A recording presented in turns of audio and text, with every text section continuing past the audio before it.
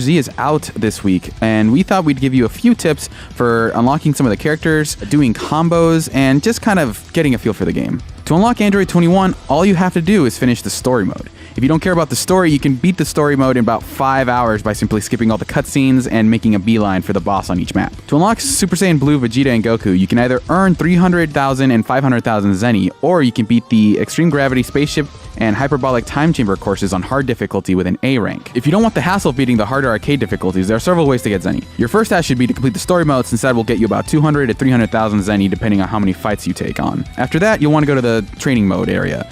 Completing the basic combat tutorials will net you some easy Zenny. Character trials will also earn you some quick Zenny. If you complete all of the trials for every character, you'll unlock a total of 110,000 Zenny. After that, you can run through the arcade mode to get some Zenny. The Snake Way course is the most efficient, since it nets you about 5,000 to 7,000 Zenny for 3 fights, as long as you do well enough, and the AI isn't that hard. If you plan to level up characters in story mode, you can start a hard difficulty run of the story mode to get more Zenny. Finally, you can play online matches to earn Zenny. The game keeps track of how much Zenny you've earned, so you're free to spend any Zenny you earn without regressing your progress. Leveling up characters in story mode offers new link events, which are short conversations between you and each character. The level requirements are different for each character, but you'll get one about every 10 levels. The best way to level characters is to tackle every fight possible in the story mode, then start over on hard difficulty, and re-clear the game that way. You can also boost the amount of experience you get per fight by equipping experience boosters in the skills tab of the story mode's party menu. These bonuses drop randomly after fights, so be on the lookout for them. In general, you won't need other power-ups for most of the story mode, since your AI opponents tend to be pushovers until later in the game. When they do start testing you though, make sure to equip a combination of health regeneration, defense, and special attack power-ups to help you out in most fights. If you're really only interested in leveling one character, you can remove everyone else from your party and duke it out against teams solo. But if that character dies, you'll have to restart the map.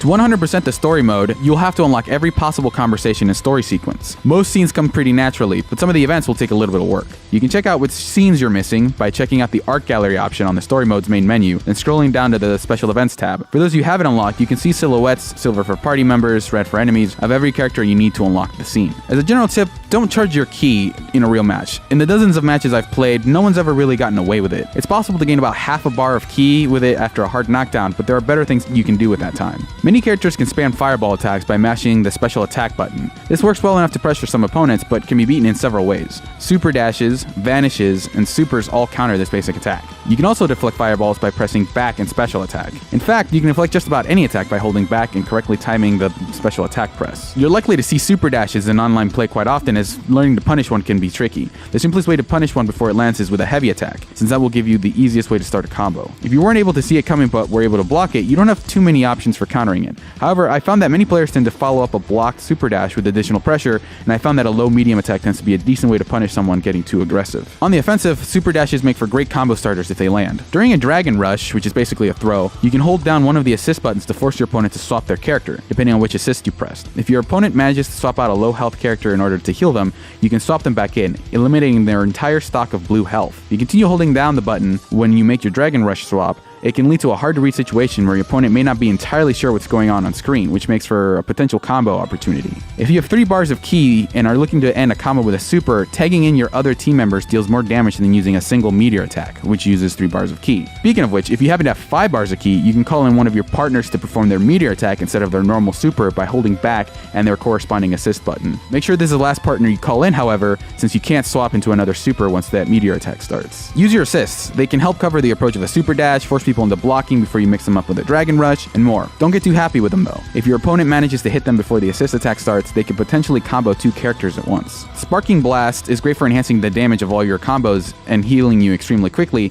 but is stronger the fewer characters you have, so use it wisely. Summoning Shenron is a difficult process to pull off in a real match. Basically, you'll need to perform a 10-hit combo to unlock the 1-star ball, 20 hits for a 2-star ball, and so on. Once all 7 have been collected this way, the first character to land the light attack auto combo to its second smash will get to summon Shenron. Summoning Shenron doesn't happen often, and in most matches it's not really worth it to try to go for it unless it just happens to happen over the course of a match. But if it does happen, you generally want to activate the Make Me Immortal version first, since it'll slowly heal all of your blue health on the character you're currently using. And this lasts for the entire match. If your characters are in good condition but you decided to use your Sparking Blast early in the match, choose Give Me the Ultimate Power, which grants an additional Sparking Blast. If one of your characters is down, you can choose to revive them by choosing Bring Back My Ally to bring them back with a small amount of health, since having a third character could be a huge help to your team's damage output and chances of survival. Also, they should put Aurelia from Dr. Slump in this game. She's 100% canon in the world of Dragon Ball and very strong.